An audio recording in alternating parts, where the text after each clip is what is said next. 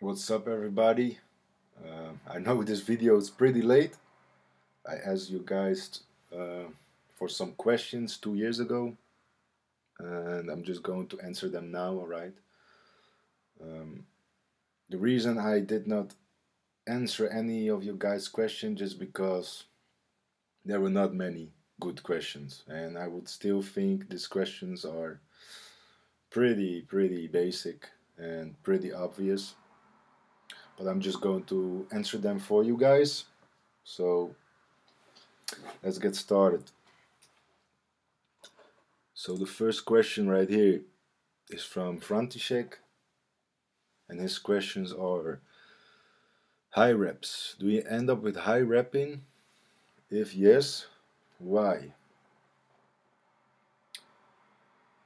So basically, my main movements of each day are skill work or strength work, and this involves low reps because you want to build quality and good technique. Um, so I usually end up with high reps on the end of my workout. Why at the end of my workout? Well, just because I don't want to get fatigued before before my main work. It will just be it will just be do bad to my performance and my quality. And of course, after heavy work, you will feel much more lighter on your higher rep work, so you can probably use more weight than uh, than you would normally do, or you can just do way more reps than you would normally do if you would do it on the start of your workout. That's why I also do it on the end. But also just for more blood flow to the area, um, just the muscle building effects, the endurance effects, and high rep work will also give you a boost in recovery just because it flush the systems, and you build it up much more blood flow there. So nutrition and blood can flow easier to that area. So it will just give you that extra percentage on recovering faster. But mainly it's just to build your accessory work, your muscle mass and endurance. So I hope I answer your question. Question number 2. Handstand push-up. How to increase depth and become a handstand push-up monster like you.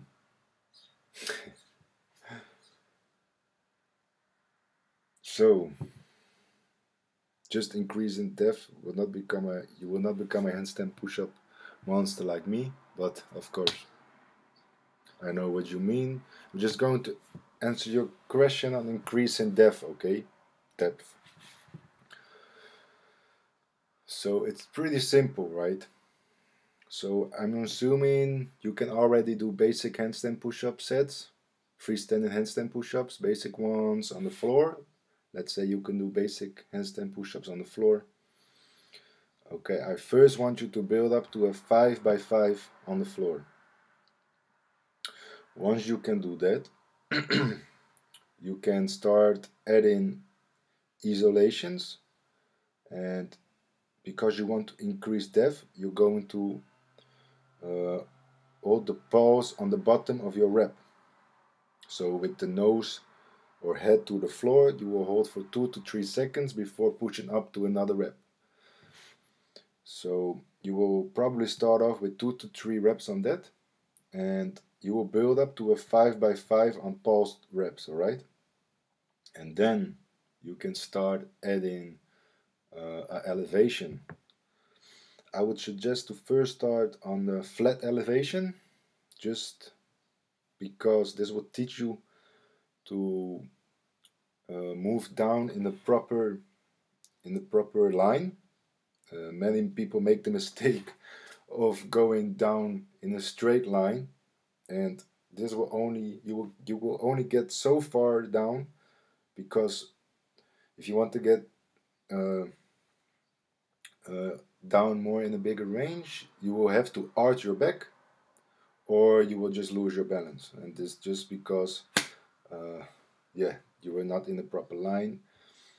Of course, there are street workout kids with legs who can pull this off. But basically, if you're a complete athlete, this is pretty much impossible, right? So you have to move down with an angle. So your body is still in a straight line with the core activated and without an arch in the back. So I advise you to first do this on a flat elevation. You saw me doing this on a step box. This really teaches you to move forward when you're going down, and this way you will instantly already increase the depth of your handstand push-up. So build up to a basic 5x5 on that. So on the floor you might only get to head or to your nose, and with the elevation you might get to chin or neck or even chest. I used to do those just to the floor, but of course this can only be done on a flat elevation. If you're doing this on the floor, you have to arch, just because you cannot move your body through the floor. So build up to a 5x5 on that, and then again start adding pulse reps in the bottom position. So you're going to hold for 2 to 3 seconds per rep, build up to a 5x5, and then you can really start playing around. You can move on to the push-up handles or the P-bars and go chest to floor, or as deep as you want to be. Go again, build up from 2 to 3 to 5x5, all right? And that's basically how you build really big handstand push-ups. And in becoming a handstand push-up monster, it will take a lot of time, and I cannot answer this right now, right? So the next questions. It's from Ragnar Beats. Do you think someone can build a great body doing only squats, dips, and chin-ups? I'm assuming you mean a great body like for a great body, a great looking body. Then yes, but if you mean a great performing body, then I would say it can be done, but just on my views on how I see a great performing body, then squats, dips, and chin-ups are not enough. Just to answer that question quick, all right? It's not enough for performance. It is enough for the looks of your body, for sure. How frequently would you train movements like squats, dips, and chins, and how much volume would you use for them? So this of course depends on your goals and on your current level, but you can perform squats up to 4 times a week.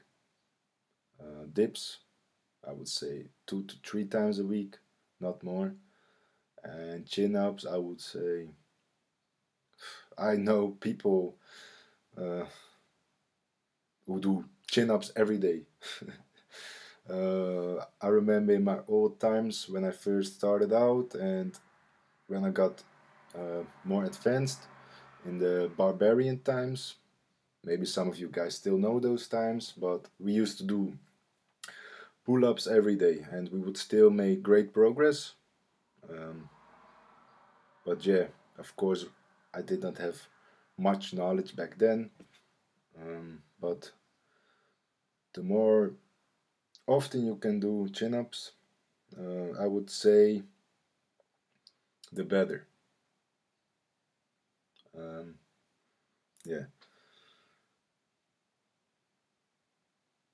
So, for example, squatting 4 times a week will really work, and will really work fast and good. You, of course, this must be done with much less intensity. So I'm just going to give you guys an example on how I use 4 times a week. So I drop the weight to 50%. Let's say my max is 180, and now I'm squatting 90 kilo. All right, this will feel really light for me, but the purpose of this phase is technique, building speed, and building range of motion, uh, etc. Okay, so I'm using 50% weight. On one day, I will do German volume training, so that's 10 sets of 5. Then on the next day, I will do front squats. On the other day, I will do 10 sets of pause squats of 3 reps. And on the other day, I would do another variation of the squat. This can be a pause front squat or safety squat or squat with isolation hold. So a 2 to 3 second hold in the middle, 2 to 3 second hold on the bottom, explode up for 3 reps, and again 10 sets. And with this program, you will really increase your squat fast. All right. So in week 1 you have 50%. In week 2 you have 55. In week 3 you have 60%. In week 4 you have 65. And I will do this for 5 weeks. Build it up to 70%, and boom, you have just built a perfect squat, and you have built up your 1 rep max for sure. But most importantly, you have built proper range and proper technique. Yeah, I just hope I answer your question like that, alright? But it just depends on your goals and how good you can recover, and yeah. Personally, I now do squats 3 times a week. I do dips 2 times a week and chin-ups 4 times a week. So the next question is, are isolation exercises necessary if you go heavy on dips and chins? I mean, of course they are necessary.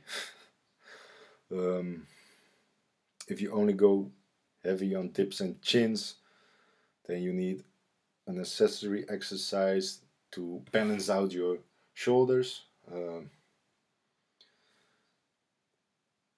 Isolation exercises are very necessary just to prevent injury, build some muscle that will help you perform better. And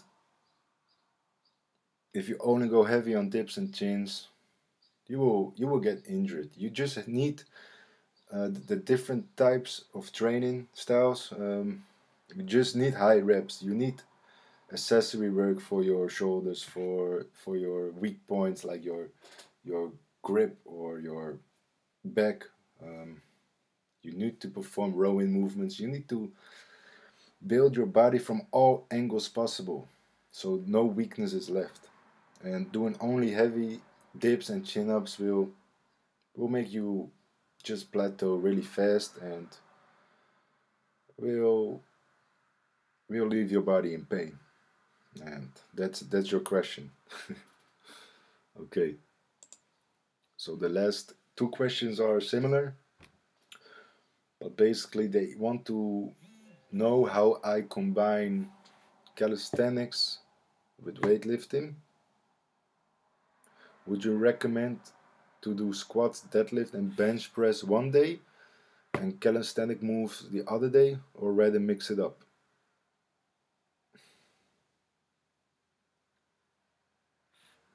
Well, it all depends, of course, on your goals.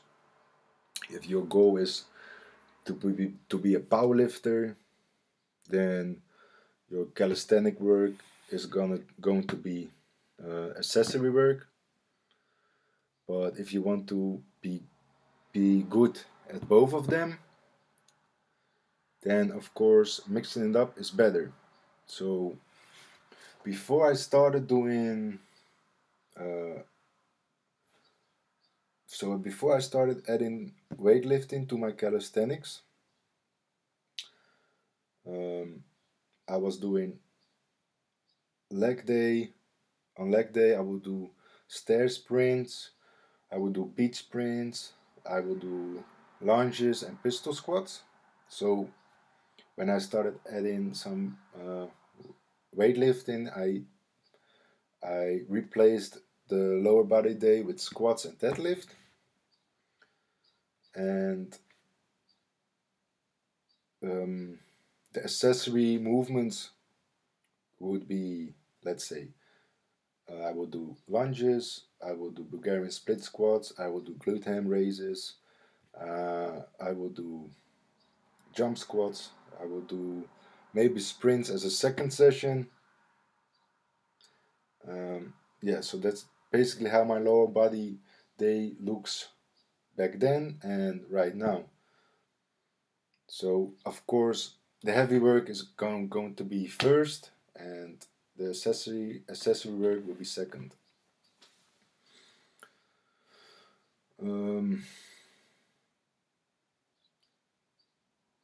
Yeah, basically it's really obvious for me. I have the experience, of course, with some clients and with a lot of experience on myself, combining the two. But the best thing in starting this would just set up your goals, then slowly start adding one or two movements from weightlifting into your program. So let's say you want to bench press and you want to deadlift. Okay, deadlift you just do on the lower body day. You can add in some pull-ups as accessory work and rowing movements as accessory work, or even front lever work, all depending on your level. So you can still make a upper body day for that, but your calisthenic goals are now secondary. If you want to get good at bench press, then of course you have to bench press first. So if you want to get better at bench press, your first movement will be bench press. The second movement will be a bench press variation. And the accessory work, I believe the best accessory work for bench press after two main movements is calisthenic work for sure.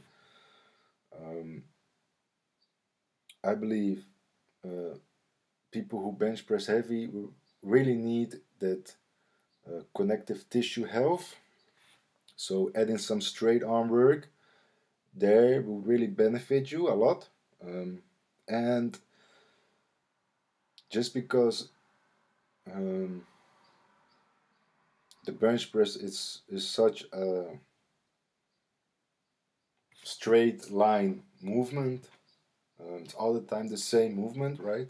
I would add some kind of push up that will target different areas of your body, so it will kind of have a different range of motion and a different angle.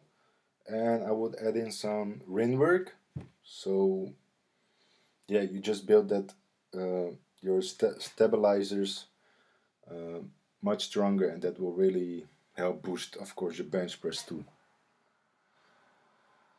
And then yeah, it's just going with the flow and how you feel. You can start with 1 to 2 movements for, let's say, 3 months. Then you will see what will happen. I mean, if you want to continue lifting more, then add in another movement. If you want to have a calisthenic goal again, then just keep those 2 movements and try to start adding that new goal of your calisthenics there. it's just pretty hard to answer this question without personally knowing you, what your goals are, what level you are. But I have written a great book about this, and that's the LBM blueprint, and it will give you a 3 month program that will, yeah, that will really open your eyes to how to combine this. um, I really made this book so that you have a balance uh, in everything. So this is a lower body, this is weightlifting, this is mobility, flexibility, endurance, uh, calisthenic movements, straight arm movements. I mean, the book is just packed, and I just had positive feedback from all my cells. All right. Um, there's a lot of text. I've written a lot of tips there. There's really a lot of information there. Mm, I would suggest just to check that out if you want to start combining um, the best of both worlds. Uh, but yeah, that's basically it. That's basically the questions right now. So, like I said, these questions are pretty obvious for me and pretty basic. So, in this next video, please comment below some better questions, guys, and I will be really happy to answer them for you. Just be more serious on your questions, and yeah, that's basically it, guys. So I hope these answers will help you, and see you guys in the next video. Okay, thanks for watching, and check out the websites for ebooks, programs, and online coaching. Peace, man. Peace.